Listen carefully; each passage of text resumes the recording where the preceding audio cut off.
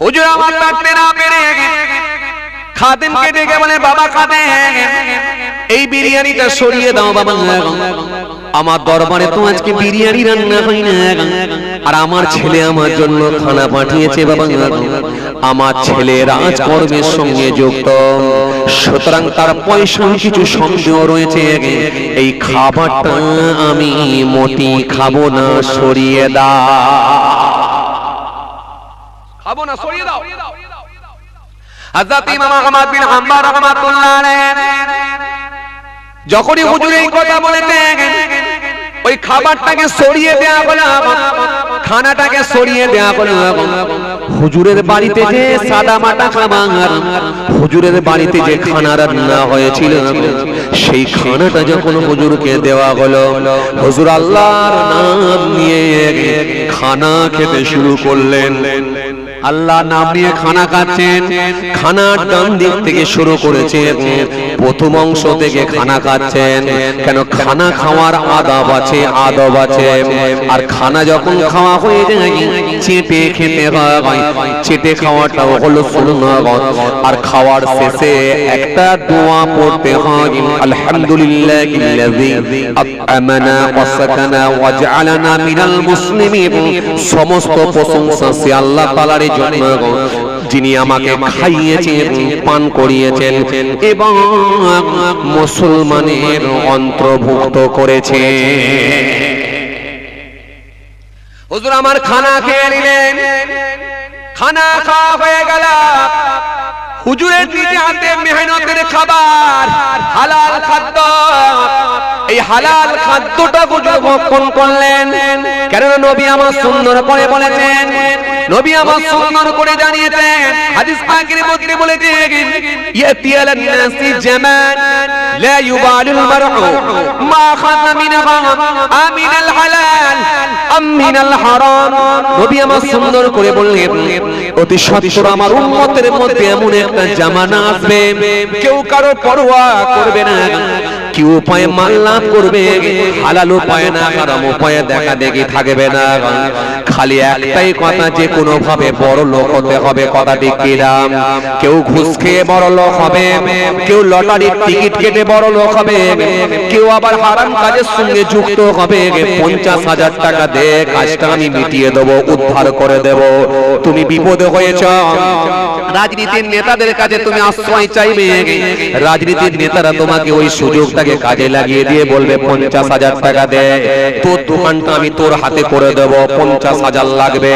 কাউকে রফা করবে 1 লাখ টাকা, তোমার জমির দিকটা কেউ বর্গা করে নিয়েছে, কিংবা তোমার সামনের ফলটা সরকারি জায়গাটা কেউ দখল করে নিয়েছে, তুমি উদ্ধার করতে পারছো না। রাজনীতির নেতাদের কাছে যাবে, সে তখন তোমার 50,000 টাকা রফা করবে, কিংবা 70,000 টাকা রফা করবে। রফা করে ওই মানুষটাকে দাবড়ি দিয়ে, হুমকি দিয়ে, 2-5টা 10টা লোক নিয়ে গিয়ে মাথা দিয়ে তুলে দেবে, দিয়ে তোমাকে জায়গা করে দেবে, কিন্তু 70,000 টাকা তাদেরকে দিতে হবে। এইরকম ভাবে হারাম খাওয়ার বিভিন্ন রকম কৌশল থাকবে। অনেক রাজনীতির নেতারা যখন মাছ কিনতে যায় পয়সা দেয় না, অনেক রাজনীতির নেতারা যখন ফল কিনতে যায় পয়সা দেয় না, ফল দোকানওয়ালাকে আগে ভয় পাইয়ে দেয়। তাদের লুঙ্গিটা দেখবেন উপর দিকে তোলা থাকে, কিংবা প্যান্টটা এমন করে গোড়ানো থাকে, এক্সাইজ গেঞ্জি পরে, তাদের চেহারাটা একটু অন্যরকম হয়। মুডের সঙ্গে গিয়ে বলে, দে 1 কিলো আপেল দে, দে 500 গ্রাম আঙুর দে, দে দে মুসামি লেবু 10টা দিয়ে দে। সব নিয়ে নেবার পরে একবারও পয়সা দেবো না এটা বলবে না, বরং তোমাকে বলবে বিকেল বেলা এসে পয়সা দেবো। ওই যে বিকেল বেলা দেবার নাম করে চলে গেল, কত বিকাল হয়ে গেল, তোমার পয়সা আর হবে না। মাঝে মাঝে তোমার চোখে চোখ পড়ে যাবে, কিন্তু তার দাপট, তার হুঙ্কার, তার মেজাজের কাছে তুমি ভয় পেয়ে যাবে, পয়সা তার কাছ থেকে আদায় করতে পারবে না, পারবে না, পারবে না। এই হারাম খাওয়ার বিভিন্ন রকম পদ্ধতিতে লোক এখন বার করেছে, কথা ঠিক কিনা? এই জন্য আমার নবী সুন্দর করে বললেন ইয়াদখুলুল জান্নাতা লাহামুন নাবাতা মিনাশ শুতি ওয়া কুল্লু লাহামিন নাবাতা মিনাশ শুতি কানাতিন নারু আউলা বিহি। আমি নবী বলি জেনে শুনে যদি এক জাররা পরিমাণ হারাম খাদ্য জেনে শুনে যদি হারাম খাদ্য ভিতরে ঢুকে যায়, আমি নবী বলছি ওই শরীরটা জান্নাতে যাবে না, যাবে না, যাবে না। যতই ও নামাজ পড়ুক, যতই ধর্ম মানুক, যতই দিন মানুক, যতই কুরবানিতে বড় গরু দিক না কেন, জেনে শুনে হারাম খাদ্য খেয়েছে, আমি নবী বলছি ও শরীরটা কোনোদিন জান্নাতে যাবে না, যাবে না, যাবে না।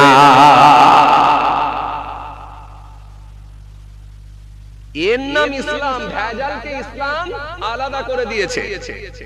ওই ভেজালের সঙ্গে কোনো আসল থাকতে পারে না।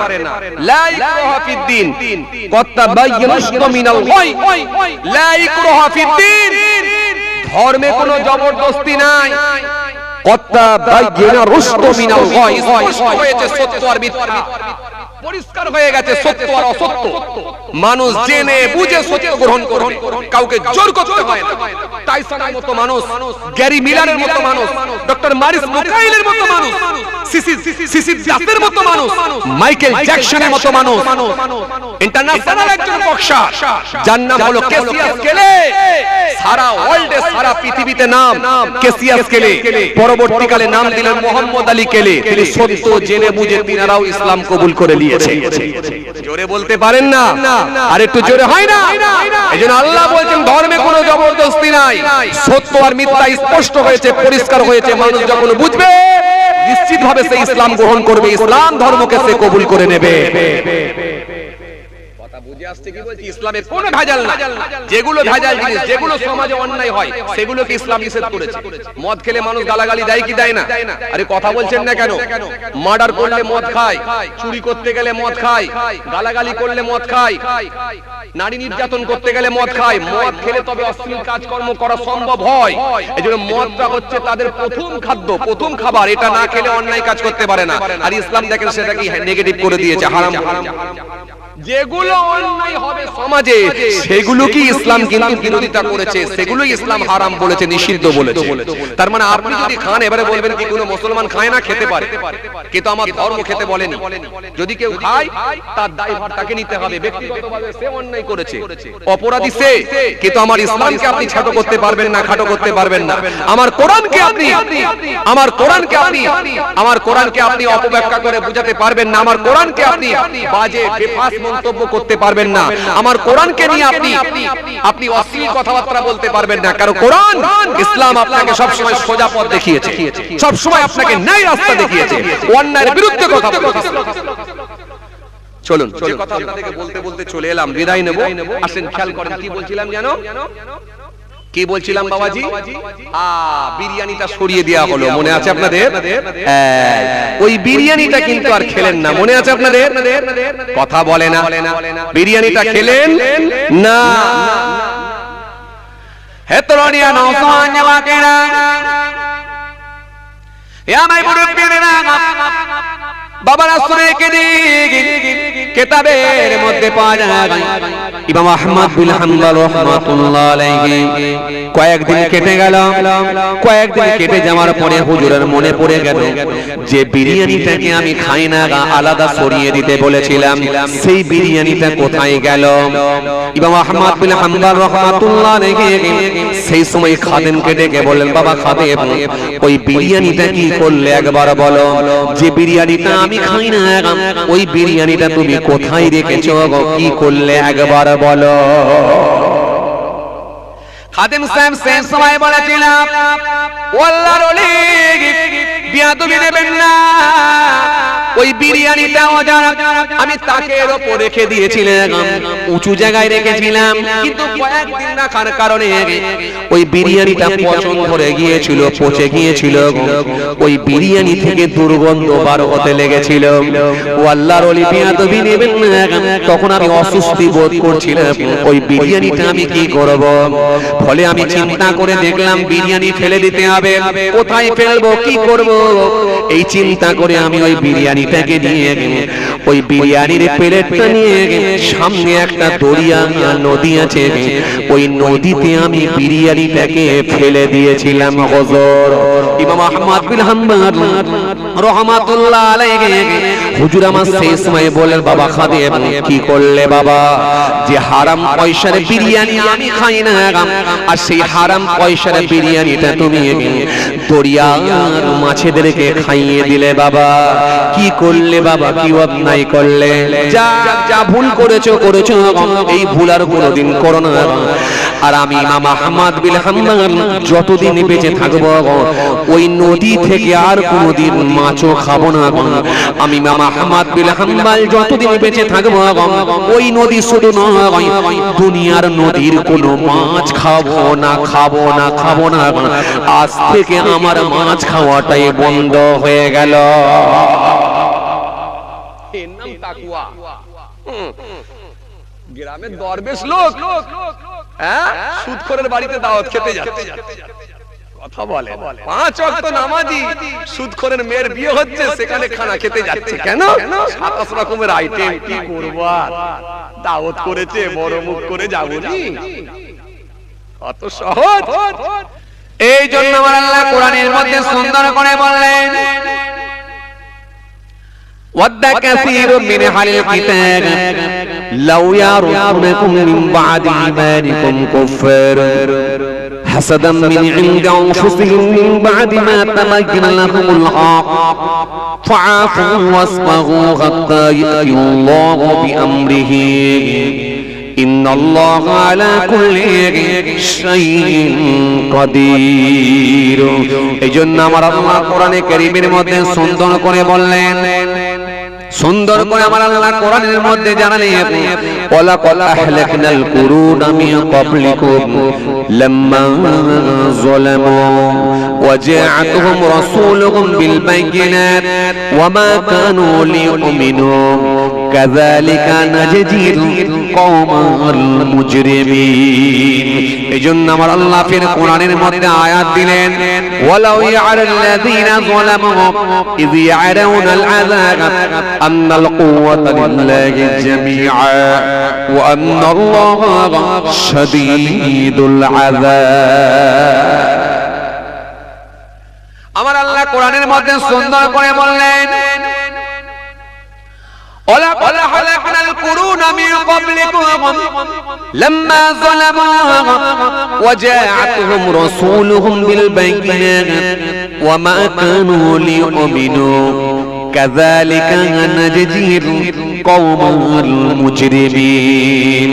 আল্লাহ কোরআনের মধ্যে আয়াত দিয়ে বললেন, ও বান্দা শোনো, আমি আল্লাহ তোমাদের বলি, আমি আল্লাহ তোমাদেরকে জানিয়ে দিই, শোনো, ওয়ালাকাদ আহলাকনাল কুরুনা মিন ক্বাবলিকুম লাম্মা যালামু, তোমাদের পূর্বে বহু মানুষকে আমি আল্লাহ নির্মূল করে দিয়েছিলাম, তোমাদের পূর্বের বহু মানুষকে আমি আল্লাহ নিশ্চিহ্ন করে দিয়েছিলাম, তোমাদের পূর্বের বহু মানুষকে আমি আল্লাহ তাদের অস্তিত্বকে আমি আল্লাহ বিলীন করে দিয়েছিলাম, একটাই কারণে, লাম্মা যালামু, যখন তারা জুলুম করেছিল। এই জুলুম যখন বেড়ে যাবে, অত্যাচার যখন বেড়ে যাবে, হিংসা যখন বেড়ে যাবে, খুনের রাজনীতি যখন হবে, মেরে নেওয়া, কেড়ে নেওয়া, রাহাজারি যখন বেড়ে যাবে, নিশ্চিতভাবে এই পৃথিবীটা আর ভালোভাবে চলতে পারে না, সিস্টেম সব চেঞ্জ হয়ে যাবে। এই জন্য মনে রাখবেন, আমার আল্লাহ ধরে না, ধরে না, ধরে না তা বলে আমার আল্লাহ ধরবে, ধরবে না কিন্তু এটা যেন ভেবো না। ফিরাউনের অস্তিত্বকে আল্লাহ বিলীন করে দিয়েছেন, নমরুদের অস্তিত্বকে আল্লাহ বিলীন করে দিয়েছেন, সাদ্দাতকে আমার আল্লাহ নির্মূল করে দিয়েছেন। এরকম বড় বড় পাওয়ারফুল বাদশাগুলোকে আমার আল্লাহ তাদের নাম নিশানা মিটিয়ে দিয়েছিলেন একটাই কারণে, লাম্মা যালামু, যখন তারা জুলুম করেছিল। অত্যাচারের যখন সব সীমা ছাড়িয়ে যাবে, জুলুমের যখন সব সীমা ছাড়িয়ে যাবে, জুলুম এটা হলো আরবি কথা, যার অবিধানিক অর্থ হলো অত্যাচার, অবিচার, নির্যাতন, নিপীড়ন। জুলুম কথার অনেক অর্থ হয়, অন্ধকার। জুলুমের অনেক অর্থ হয়।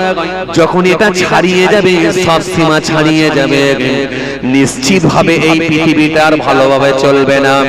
কোন সময়ে কোন গজব দিয়ে আমার আল্লাহ এই পৃথিবীকে ওলট পালট করে দেবে, কোন সময়ে কোন গজব আল্লাহ দিয়ে এই পৃথিবীর মানুষকে আমার আল্লাহ ছত্র ভঙ্গ করে দেবেন। কোন সময়ে কোন গজব দিয়ে আমার আল্লাহ এই পৃথিবীর মানুষগুলোকে আমার আল্লাহ জালেমদেরকে কিভাবে আমার আল্লাহ কেমন ভাবে মারবেন, সেই পরিকল্পনা, সেই ছকটা কিন্তু আল্লাহর কাছে রেডি আছে। এজন্য আল্লাহ কোরআনের মধ্যে সুন্দর করে বলেছেন, ওয়ালাউ ইয়ারাল্লাযীনা যালামু ইয ইয়ারাউনাল আযাব আন্নাল কুওয়াতা লিল্লাহি জামিআন ওয়া আন্নাল্লাহা শাদীদুল আযাব। আল্লাহ বলছেন কতই না ভালো হতো, কতই না উত্তম হতো, কতই না ভালো হতো যদি আমার আযাবকে তারা বিশ্বাস করে নিত, আমার ক্ষমতাকে যদি তারা বিশ্বাস করে নিত, আর আমার উপরে তাদের যদি বিশ্বাস জন্মে যেত, এটা কতই না উত্তম হতো যে যাবতীয় ক্ষমতার মালিক একমাত্র আল্লাহ। এজন্য আল্লাহ বলেন কতই না উত্তম হতো তারা যদি আমার ক্ষমতাকে বিশ্বাস করে নিত। এই পার্থিব জগতের ক্ষমতার মালিক একমাত্র আমি আল্লাহ। আর আমি আল্লাহ বলছি শাস্তি প্রয়োগে কিন্তু আমি আল্লাহ অত্যন্ত কঠোর। যখন আমি আল্লাহ দেব, কাউকে আমি আল্লাহর চিনব না। কে নেতা কে কেতা কোনো বুঝবো না, কে আমির আর কে ফকির কোনো বুঝবো না। সেদিনে আমি আল্লাহ কারোর কথা কিন্তু আর শুনবো না। ধরি না ধরি না ধরি না, ধরবো যখন তখন ছাড়বো না। কেননা আমি আল্লাহর ক্ষমতায় হলো শ্রেষ্ঠ ক্ষমতা। যখন আমি আল্লাহ দিয়েছিলাম আইলা, পারলে তোরা সামলা, দিয়েছিলাম আইলা, পারলে তোরা সামলা, দিয়েছিলাম আমি আল্লাহ আমফান করে দিয়েছিলাম, যে এলাকায় হয়েছিল খান খান দিয়েছিলাম আমফান, দিয়েছিলাম আমি আল্লাহ, দিয়েছিলাম আমি আল্লাহ বুলবুল। বড্ড বেড়ে গিয়েছিস, করছিস বড় চুলবুল, তোরা নাম দিলি বুলবুল। আমি আল্লাহ একটা ঝড় দিয়ে তোদেরকে আমি বুঝিয়ে দিয়েছিলাম কেমন ঝড়, একবার দেখ।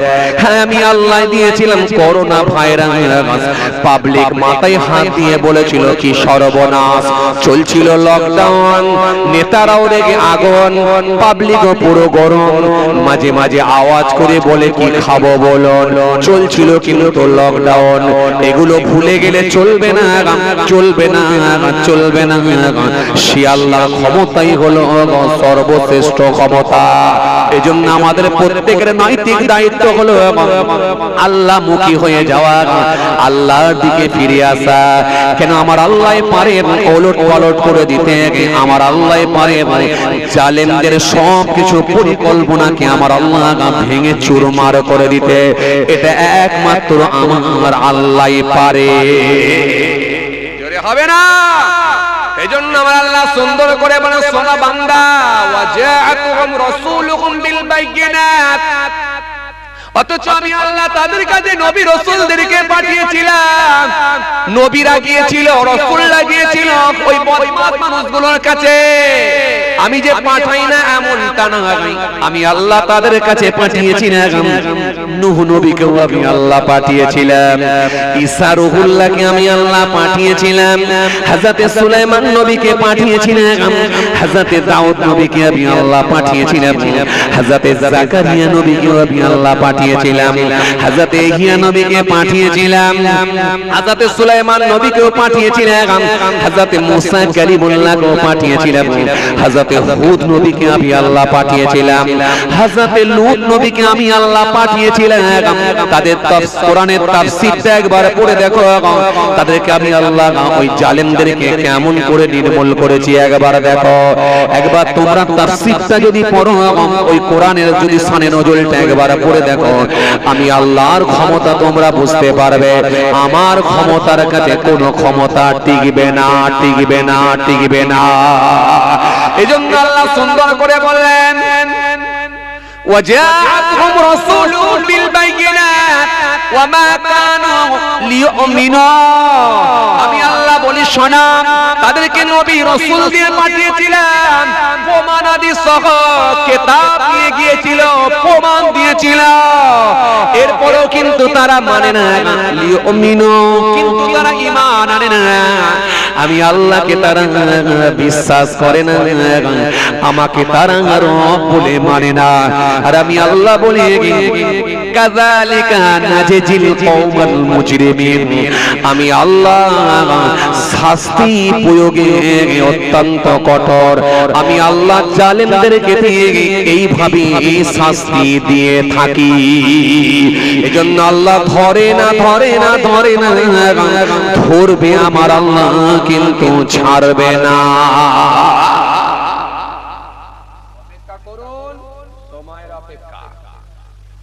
সময়ের অপেক্ষা। আমি তো যা লক্ষণ দেখছি, টুকটাক হলেও তো কিতাব পড়া মানুষ, আমি দেখছি ভাই ভালো লক্ষণ।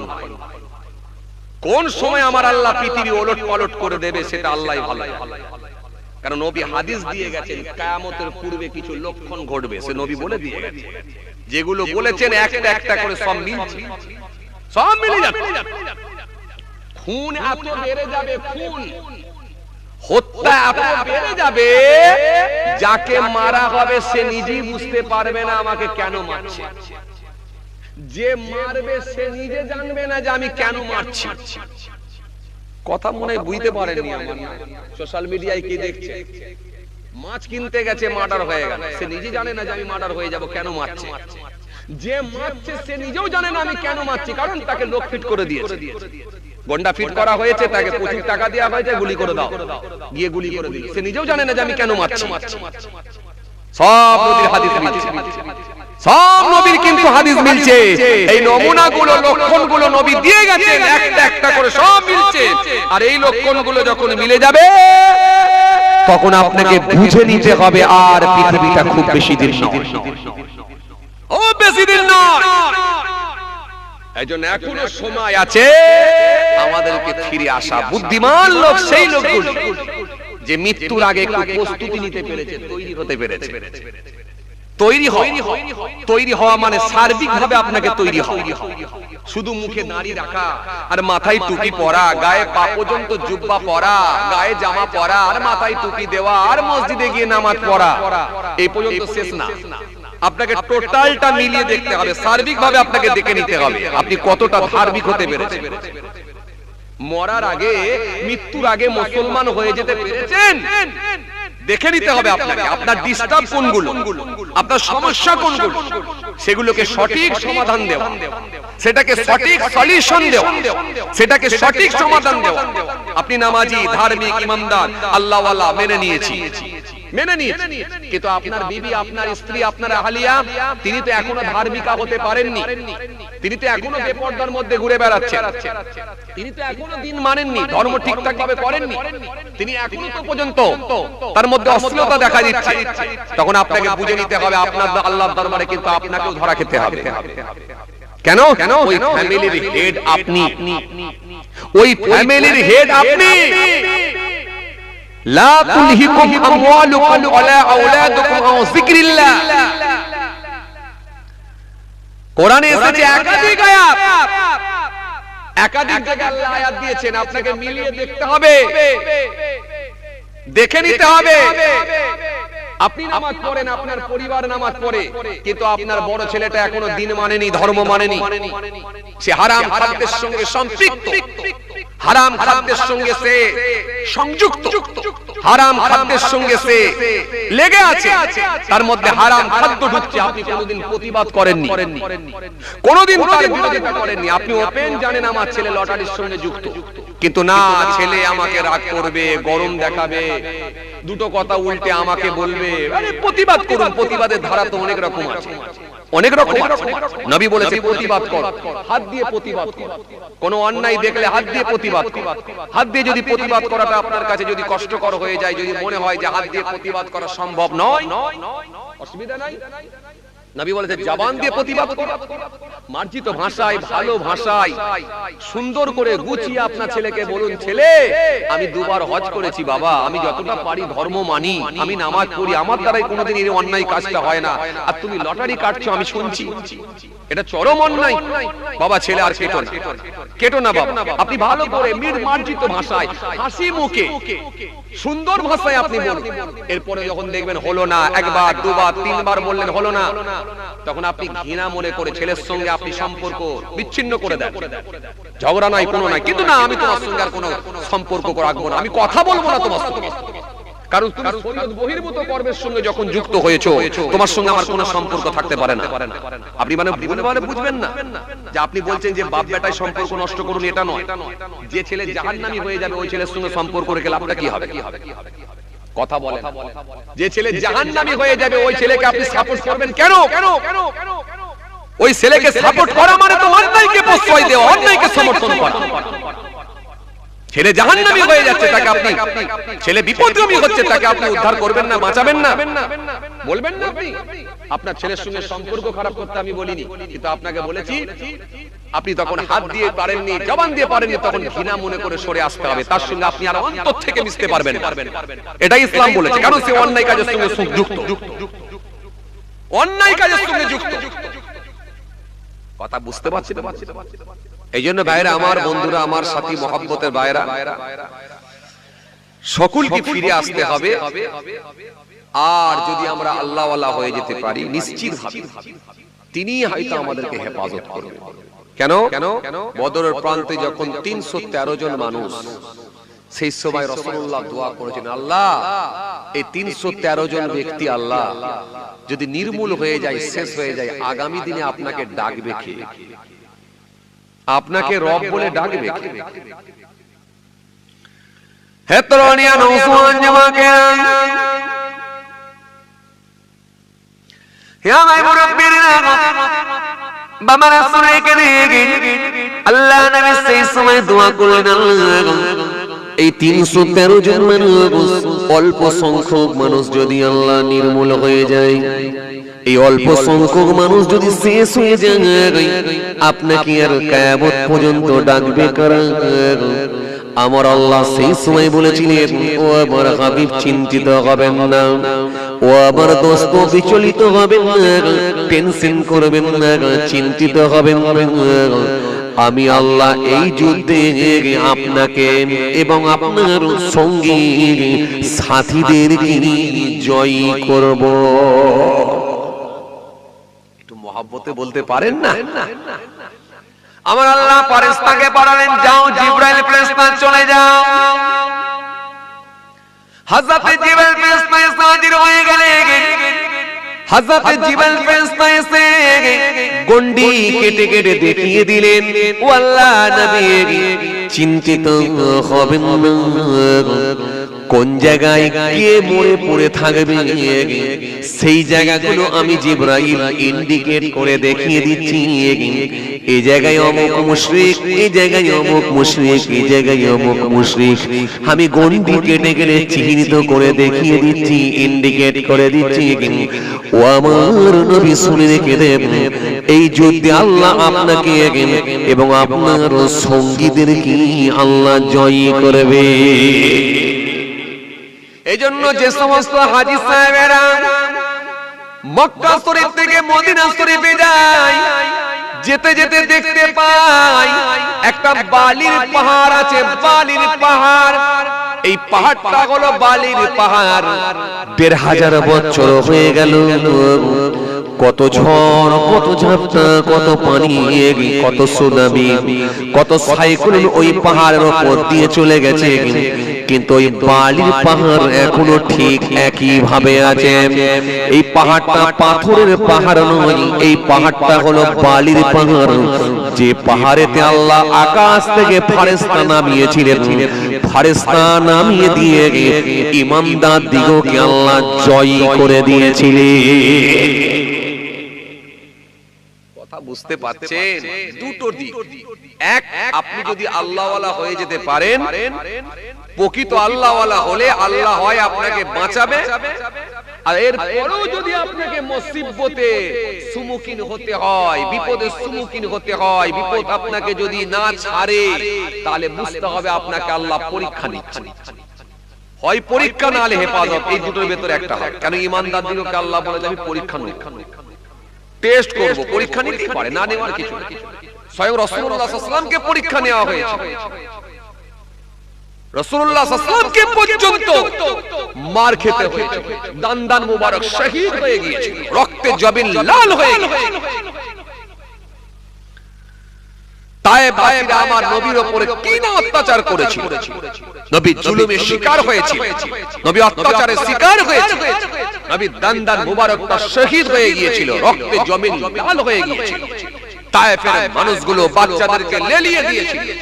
ওই বাচ্চাগুলো পাথর, কাঁকর, পাথর আমার নবীর উপরে নিক্ষেপ করেছিল। নবীর পিঠের উপরে তারা উটের নাড়ি ভুঁড়িগুলোকে চাপিয়ে দিয়েছিল। তারা নবীকে উপহাস করেছিল, পরিহাস করেছিল, ঠাট্টা করেছিল, বিদ্রুপ করেছিল। ফেরেশতারা এসে বলেছে, ইয়া রাসূলুল্লাহ, ইয়া রাসূলুল্লাহ, একবার অনুমতি দেন, উহুদ পাহাড় তুলে নিয়ে এসে চাপিয়ে দিয়ে ওদেরকে নির্মূল করে দেব। নবী কাঁদতে কাঁদতে বলেছিলেন, শোনো ফেরেশতা, আমি আল্লাহর দরবারে চাই না ওদেরকে নির্মূল করে দেয়া হোক, এটা আমি চাই না। ওরা আমাকে জানে না, ওরা আমাকে চেনে না, ওরা আমাকে বোঝে না, তাই আমার উপরে নির্মমভাবে অত্যাচার করেছে। আর যদি ওরা মারাই যায়, তাহলে আগামী দিনে আমাকে নবী বলে কে ডাকবে, আর আমার আল্লাহকে আল্লাহ বলে ডাকবে কে? ডাকার লোক থাকবে না। সুতরাং আল্লাহর দরবারে আমি দোয়া চাই, আল্লাহ এদেরকে তুমি হেফাজত করো, আল্লাহ এদেরকে তুমি হেদায়েত করো, এদেরকে তুমি হেদায়েত করো, এদেরকে তুমি হেদায়েত করো। নবী হেদায়েতের দোয়া চেয়েছিলেন। আর নবী বলেছিলেন, একান্ত যদি হেদায়েত না হয়, এদের পরবর্তী জেনারেশন যারা আসবে তাদেরকে তুমি হেদায়েত করো। নবী হেদায়েতের দোয়া চেয়েছিলেন। সেই হেদায়েতের দোয়া আল্লাহ বলছেন তোমরাও চাও, আর তোমরা ধৈর্য ধারণ করো, তোমরা এড়িয়ে চলো, আর আমার দরবারে দোয়া চাও। সুতরাং এই আল্লাহর দরবারে দোয়া চাওয়া ছাড়া আর হেদায়েতের দোয়া চাওয়া ছাড়া আর দ্বিতীয় কোন রাস্তা আছে বলে আমার মনে হয় না। গোটা পৃথিবীতে মুসলমান মার খাচ্ছে, তাকিয়ে দেখেন। ইরাক থেকে শুরু করে, ফিলিস্তিন থেকে শুরু করে, মায়ানমার থেকে শুরু করে, আফগানিস্তান থেকে শুরু করে, সিরিয়া থেকে শুরু করে, ফিলিস্তিন থেকে শুরু করে, সারা ভারতবর্ষের বিভিন্ন স্টেট, বিভিন্ন রাজ্যের দিকে তাকান। উত্তরপ্রদেশ থেকে শুরু করে, বিহার থেকে শুরু করে, আসাম থেকে শুরু করে, বিভিন্ন স্টেট, বিভিন্ন রাজ্যের দিকে তাকান। সর্বত্র মুসলমান মার খাচ্ছে। অথচ একটা শ্রেণীর মানুষ তারা মিডিয়াকে কন্ট্রোল করে, টাকা পয়সা দিয়ে মিডিয়াগুলোকে সব কন্ট্রোল করে, টাকা পয়সা দিয়ে মিডিয়াকে কিনে তারা ফেক খবর ছড়িয়ে দিয়ে, মিথ্যা খবর ছড়িয়ে দিয়ে তারা সর্বসময় ভুল ব্যাখ্যা করে, অপব্যাখ্যা করে মুসলমানদেরকে সবসময় হেয় প্রতিপন্ন করার চেষ্টা চালায়। অথচ মুসলিমদেরকে তারা জঙ্গি, আতঙ্কবাদী, টেররিস্ট ইত্যাদি ইত্যাদি বলে চিহ্নিত করে। অথচ দেখেন গোটা পৃথিবীতে মুসলমান মার খাচ্ছে, সব সর্বত্র মুসলমান মার খাচ্ছে, তারপরও এদেরকে সব সময় খারাপ বলে চিহ্নিত করার চেষ্টা চালায় মিডিয়ার মাধ্যম দিয়ে একটা শ্রেণীর মানুষ। আমরা দেখতে পাই পশ্চিম বাংলায় অনেক ঘটনা এরকম ঘটেছে। কোথাও দেখি আমরা বোরখা পরে, কোথাও দেখি যায় বোরখা পরে কোনো অসামাজিক কাজের সঙ্গে যুক্ত হতে চলেছে। যখন সেগুলোকে মানুষ ধরতে পেরেছে, ধরে যখন তাকে টানা হিচড়া করে বোরখা খুলেছে, দেখা যাচ্ছে সে বোরখাটা খোলার পরে দেখা যাচ্ছে সেটা কোনো মহিলা নয়, একটা পুরুষ মানুষ। পুরুষ মানুষ। আবার যখন দেখা যাচ্ছে পুরুষ মানুষ, তখন পুরুষটাকে যখন জিজ্ঞাসা করা হচ্ছে তোমার নাম কি, তখন দেখা যাচ্ছে কোনো মুসলিম সম্প্রদায়ের লোক নয়। তার মানে বুঝে যাচ্ছে কি অবস্থা চলছে। কোথাও দেখা যাচ্ছে আমরা দেখতে পাচ্ছি সোশ্যাল মিডিয়ার মাধ্যম দিয়ে মূর্তির মুন্ডু ভেঙে দিচ্ছে, মূর্তির মাথা ভেঙে দিচ্ছে, দিয়ে মুসলমানদের উপর চাপিয়ে দিচ্ছে। যখন আবার ভালো করে পুলিশ প্রশাসনের মাধ্যম দিয়ে যখন ভালো করে খোঁজ খবর নিয়ে যখন তদন্ত করে যখন অ্যারেস্ট করা হলো, ধরা হলো, দেখা যাচ্ছে ওটা কোনো মুসলিম সম্প্রদায়ের লোক লোক নয়, দেখা যাচ্ছে তাদেরই দলের লোক, সাম্প্রদায়িক দলের লোক। এই সাম্প্রদায়ের দলের লোক হয়ে অসামাজিক কাজের সঙ্গে যুক্ত হয়ে তারা শুধু মুসলমানদেরকে হেয় প্রতিপন্ন করার, মুসলমানদেরকে দোষারোপ করার, মুসলমানদেরকে খারাপ করে দেওয়ার একটা চিহ্নিত করে চালাচ্ছে, চিহ্নিত করার চেষ্টা করে। এই মুসলমানদেরকে সবসময় মানুষের কাছে খারাপ চিহ্নিত করার একটা চক্রান্ত চালাচ্ছে কিছু সাম্প্রদায়িক মানুষ, একটা সাম্প্রদায়িক দল। নালে এদেশে সেকুলার হিন্দু, মুসলমান, শিখ, ইসাই নিশ্চিতভাবে এরা রাষ্ট্রবাদী মানুষ। এদেশে রাষ্ট্রবাদী হিন্দু, রাষ্ট্রবাদী মুসলমান, রাষ্ট্রবাদী শিখ, ইসাই থেকে শুরু করে হিন্দু, মুসলমান যাদের রক্তে দেশ স্বাধীন হয়েছে, যাদের পূর্বপুরুষ রক্ত দিয়ে দেশকে স্বাধীন করেছে, তারা কখনো অশান্তি চায় না। এই জন্যই তো একসঙ্গে ফুটবল মাঠে ফুটবল খেলে, একসঙ্গে ক্রিকেট মাঠে ক্রিকেট খেলে, একসঙ্গে কলেজে যায়, স্কুলে যায়, একসঙ্গে চায়ের দোকানে বসে চা খায়। কিন্তু কিছু উগ্র নেতা, কিছু সাম্প্রদায়িক নেতা, তারা বারবার তারা এই মিডিয়ার মাধ্যম দিয়ে অপপ্রচার করে, এর দোকানে মাল খাবেন না, ওর দোকান থেকে বিরিয়ানি কিনবেন না, ওর দোকান থেকে মাংস কিনবেন না, ইত্যাদি ইত্যাদি করে মানুষের ভেতরে শুধুমাত্র জাতের বিভাজন তৈরি করে, ধর্মের বিভাজন তৈরি করে, দ্বন্দ্ব, অশান্তি, মারামারি লাগিয়ে দিয়ে নিজেদের গদিকে, সিটকে শুধু মজবুত করার চেষ্টা চালাচ্ছে, শুধুমাত্র তারা টিকে থাকার জন্য, আর অন্য কিছু নয়। কারণ তাদের কাছে আর কোনো ইস্যু নাই। তারা মানুষের স্বাস্থ্য নিয়ে কথা বলতে পারে না, চিকিৎসা নিয়ে কথা বলতে পারে না, মানুষের রুজি রুটি নিয়ে কথা বলতে পারে না, হসপিটাল নিয়ে বলে না, চিকিৎসা নিয়ে বলে না, মানুষের খাওয়া নিয়ে বলে না, মানুষের কাজ কারবার শেষ হয়ে যাচ্ছে, ধ্বংস হয়ে যাচ্ছে, সেই নিয়ে কথা বলতে পারে না। তাই তাদের কাছে এখন একটা ইস্যু দাঁড়িয়েছে, সেটা হলো হিন্দু মুসলিম আর বাংলাদেশ পাকিস্তান। ব্যাস, হিন্দু মুসলিম, বাংলাদেশ পাকিস্তান, এই টপিকের উপরে তারা চলছে বছরের পর বছর, বছরের পর বছর, বছরের পর বছর। মানুষকে সব সময় ভুল বার্তা দিয়ে, ভুল মেসেজ দিয়ে মানুষকে উগ্র করছে। আপনি অবাক হয়ে যাবেন, কিছুদিন আগে যে কাশ্মীরের জমিনে যে ঘটনাটা ঘটলো, পেহেলগাঁয়ে যে ঘটনা ঘটলো, 26 জন নিরীহ মানুষকে হত্যা করে দেওয়া হলো, এটা আমরা অত্যন্ত ব্যথিত হয়েছি, অত্যন্ত কষ্ট পেয়েছি। এই 26 জন নিরীহ মানুষকে যে হত্যা করা হলো, আমরা জানতে পারলাম মিডিয়ার মাধ্যম দিয়ে যে ধর্ম জিজ্ঞাসা করে, জাত জিজ্ঞাসা করে তাদেরকে নাকি হত্যা করা হয়েছে। 26 জনকে অ্যারেস্ট, 26 জনকে হত্যা করে দেওয়া হলো। কে করেছে? পাকিস্তান থেকে লোক এসে করেছে। যাক, ভালো কথা। যদি পাকিস্তান থেকে লোক এসে যদি করে থাকে, তাহলে 26 জন মানুষকে এই যে হত্যা করে দেয়া হলো কাশ্মীরের জমিনে, তাহলে এই পাকিস্তান থেকে ঢুকলো কি করে কাশ্মীরের মতো একটা সেনসিটিভ জায়গা? এখানে 26 জনকে মারলো, নাম, ধর্ম, আপনার কি বলে ঠিকানা সব জিজ্ঞাসা করে যখন গুলি করছে, সে সময় কাশ্মীরে ফোর্স কোথায় ছিল? পুলিশ কোথায় ছিল? হ্যাঁ, আপনার কি বলে কেন্দ্র বাহিনী কোথায় ছিল? সিআরপিএফ কোথায় ছিল? কোথায় ছিল? কেমন করে মারলো সেই সময় কোথায় ছিল? তার কোনো খবর নাই।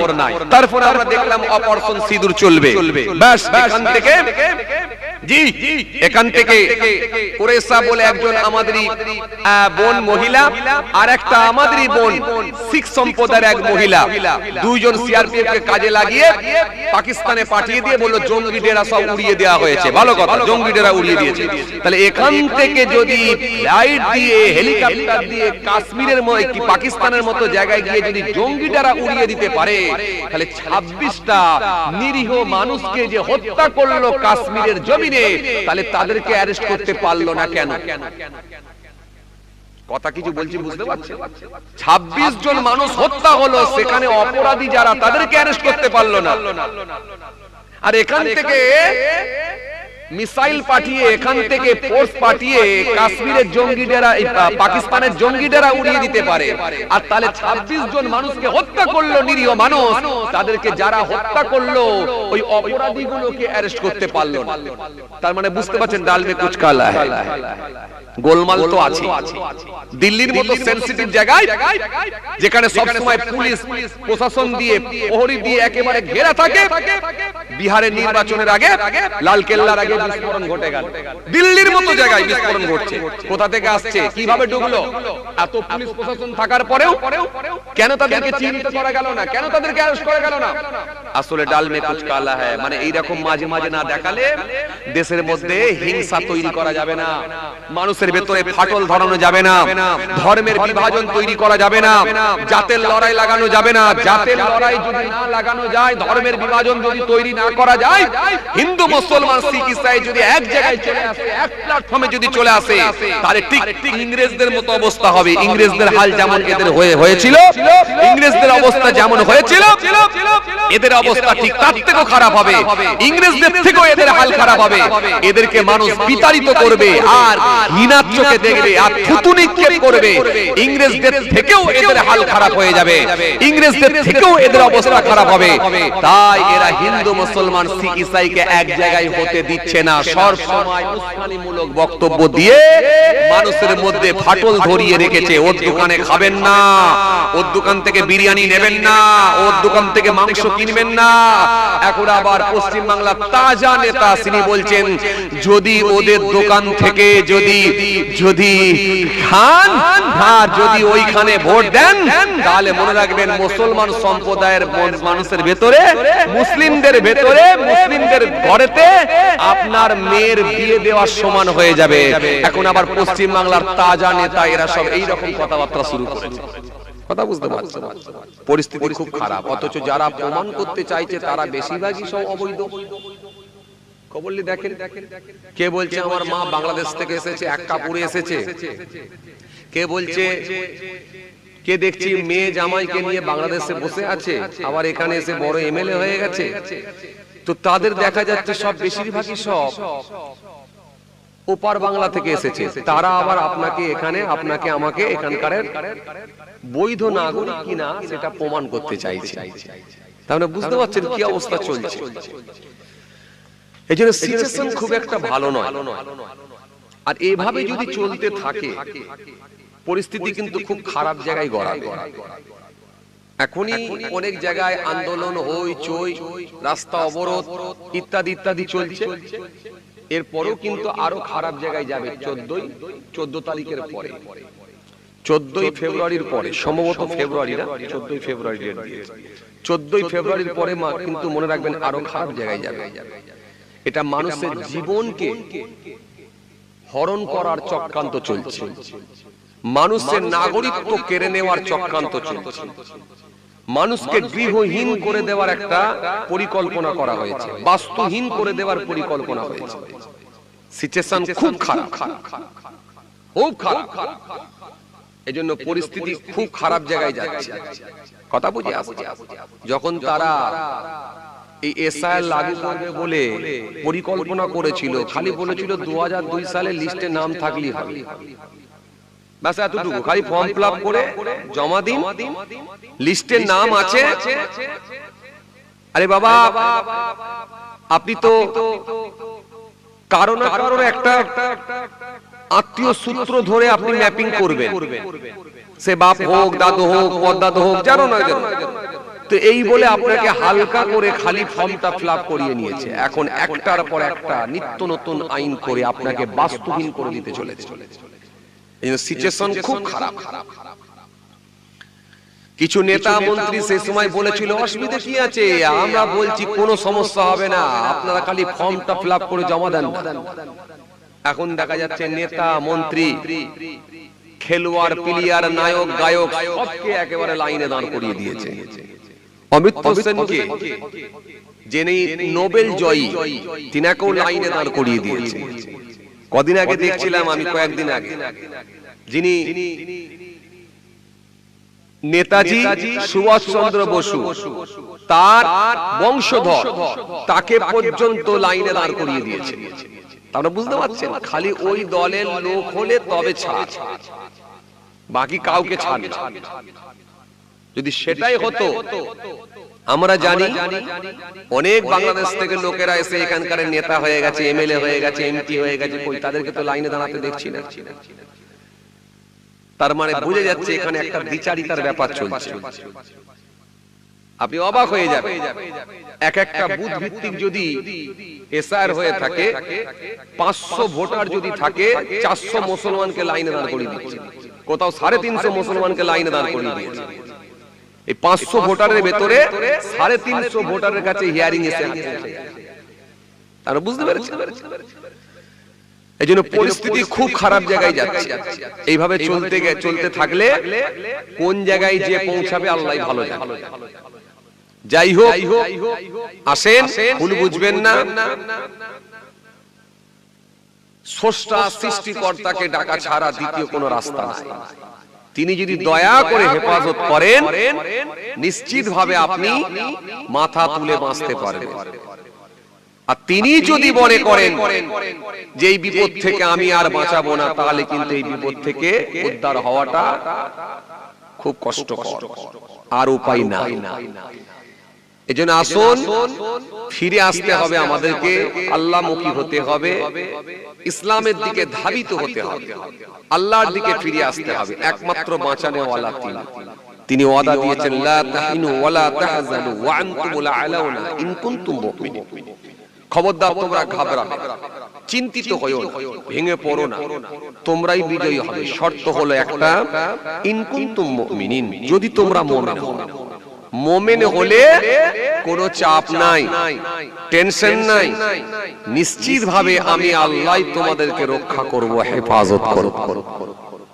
কোরআন শরীফের মধ্যে আল্লাহ সুন্দর করে বলেছেন, ইয়া আইয়ুহাল্লাযীনা আমানু লা তুলহিকুম আমওয়ালুকুম ওয়ালা আওলাদুকুম আন যিকরিল্লাহ ওয়া মান ইয়াফআল যালিকা ফাউলাইকা হুমুল খাসিরুন। আল্লাহ এই আয়াত দিয়ে বললেন, এই ঈমানদারেরা, দুনিয়ার মাল, সন্তান, সন্ততি তোমাদেরকে যেন আমার জিকির থেকে গাফেল না করে দেয়, ঘুরিয়ে না দেয়, বিমুখ না করে দেয়, সরিয়ে না দেয়। যদি সরিয়ে দেয় কি হবে? ওয়া মান ইয়াফআল যালিকা ফাউলাইকা হুমুল খাসিরুন, অবশ্যই তোমরা ক্ষতিগ্রস্ত হবে। সব থাকার পরেও কিন্তু শান্তি আমি তুলে নেব। আজকে দেখে মানুষের সব আছে, গাড়ি বাড়ি জমি জায়গা সব আছে, কিন্তু মানুষের ভিতরে একটা দুশ্চিন্তা ঢুকে গেছে, মানুষ একটা টেনশনের সঙ্গে যুক্ত হয়ে গেছে, একটা চিন্তিত হয়ে পড়েছে, কি হবে না হবে। এই যে ব্যাপার, যার হিয়ারিং এ ডাক এসেছে তারও চিন্তা, যার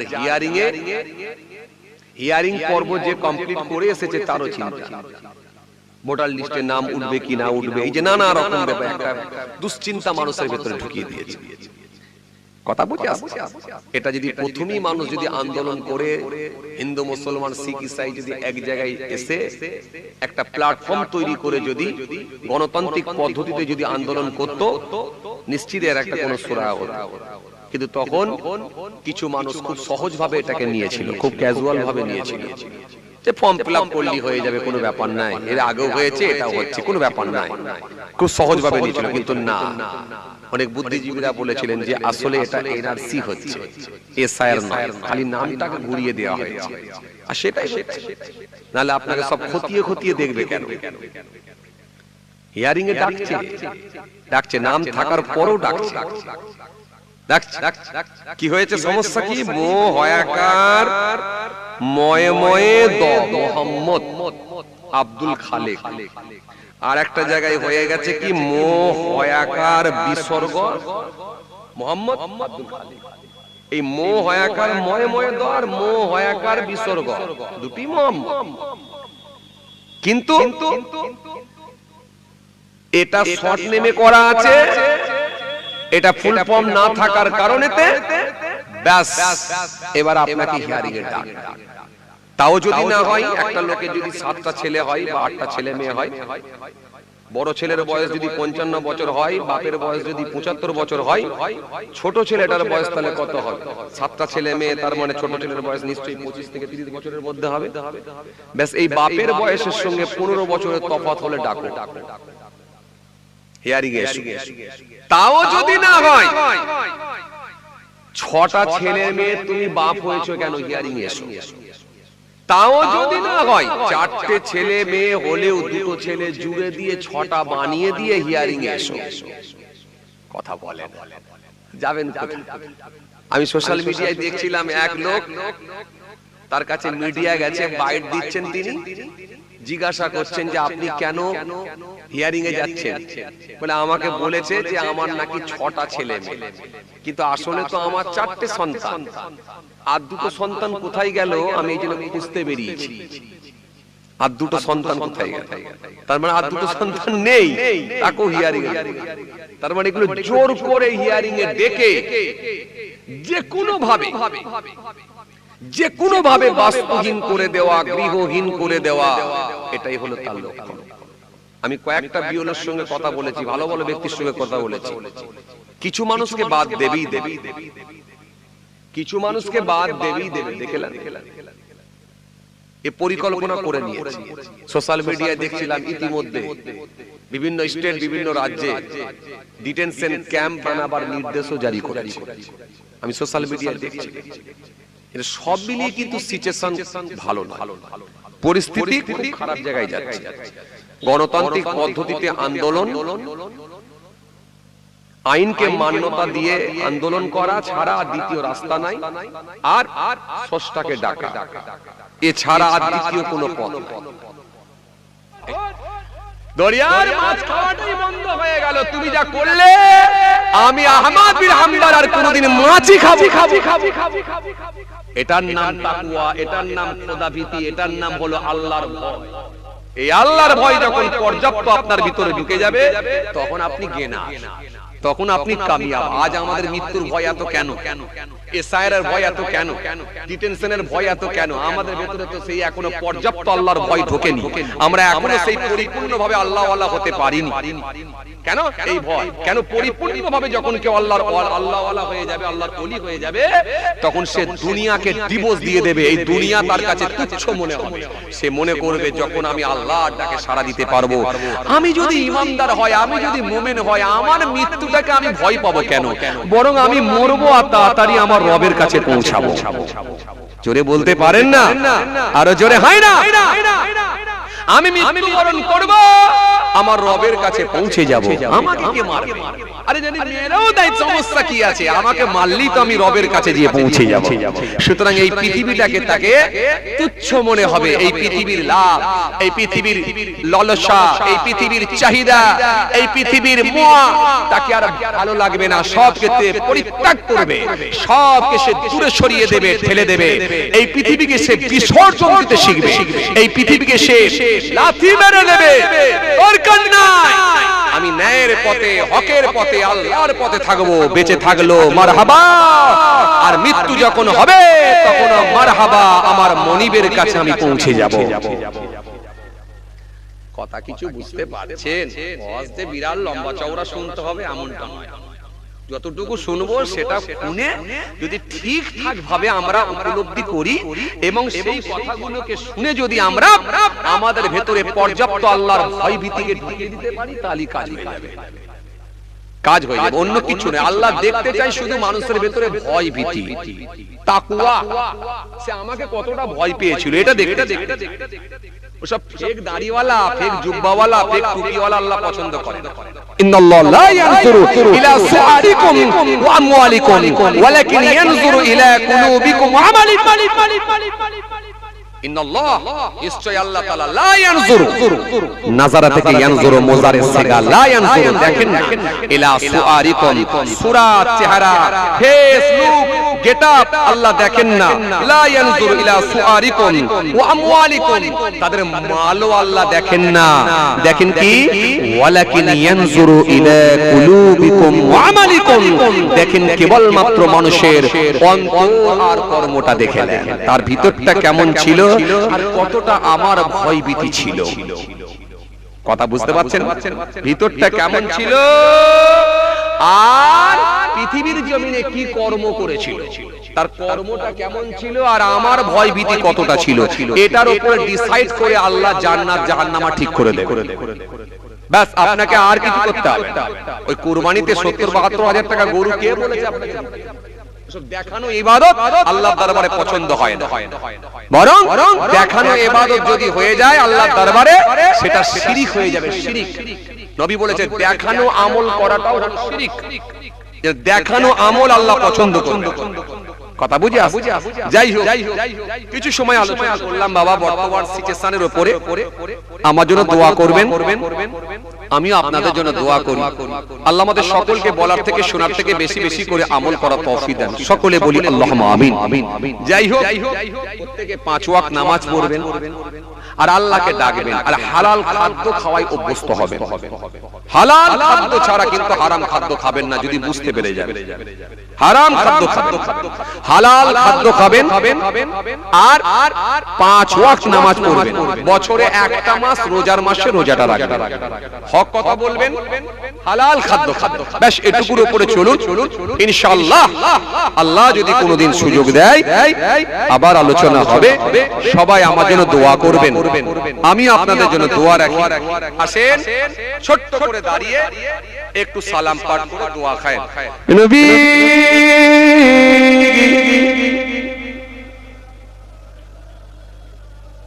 যাবো এক জায়গায়, ঘন ঘন ফোন আসছে, আপনি তো জানেন।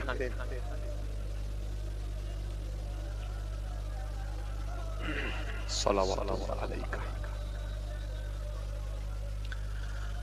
আজ হে ঈদে মুবারক, আজ হে রোজে মুসাওয়া, আজ হে ওয়াক্তে বিলাদাত, আজ হে মিলাদ হাজরাত ইয়া নবী সালাম ইয়া রাসূল সালাম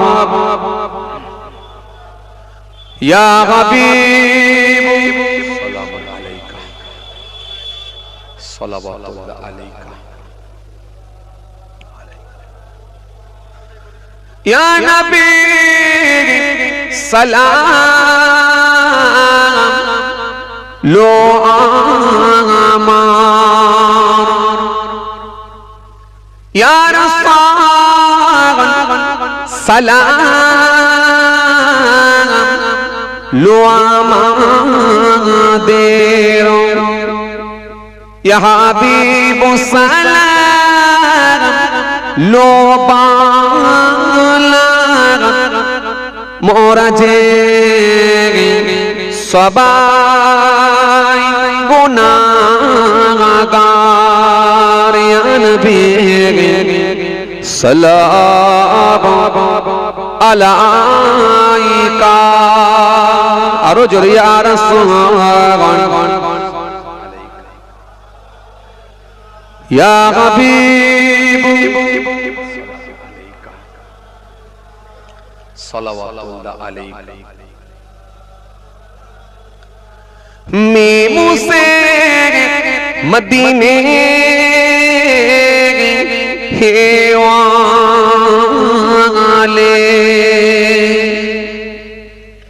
हे से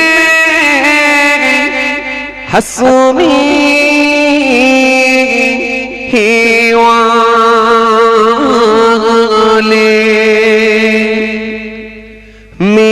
से मेरा वाले, दाल से दीदार वाले, या नबी सलाम আলাইকা। আরো জোরে ইয়া রাসূলুল্লাহ ইয়া হাবিব সাল্লাল্লাহু আলাইকা। আমায় নবীর আব্বা জান আব্দুল্লাহ, আমায় নবীর আম্মা জান আমেনা, আমায় নবীর দুধ মা হালিমা, আমায় নবীর রওজা মদিনা, ইয়া নবী সালাম আলাইকা, আরো জোরে ইয়া রাসূল সালাম আলাইকা ইয়া হাবিব সালাম আলাইকা সালাম। মাশাআল্লাহ মাশাআল্লাহ মাশাআল্লাহ, সবাই একবার উচ্চ আওয়াজে তাকবীর দেন, নারায়ে তাকবীর। মাশাআল্লাহ মাশাআল্লাহ, আরেকবার দেন নারায়ে তাকবীর। তাই বলে জলসায় লোক হয়, প্রথমে এসে দেখছিলাম যে লোকজন ছিল না, মনটা একটু খারাপ হয়ে যাচ্ছিল, এবারে কি লোক হবে না নাকি, এ শায়েরের চাপে পড়ে কি আর লোকই আসবে না নাকি। পাশে দেখলাম সব লোকজন ছুটাছুটি করছে, ফর্ম টম নিয়ে দৌড়দৌড়ি করছে, আমি ভাবলাম তাহলে মনে হয় এবার আর লোকজন হবে না। তো আলহামদুলিল্লাহ অনেক মানুষের সমাগম, আল্লাহ কবুল করেন। যাই হোক, আর এক জায়গায় যেতে হবে, হাফেজ সাহেব জানে, অনেক আগে থেকে প্রোগ্রামটা নেওয়া আছে, না হলে আমি আরেকটু 15-20 মিনিট হয়তো করে দিতাম। যাক, আল্লাহ নিয়ে এলে আমার আলোচনা হবে ইনশাআল্লাহ।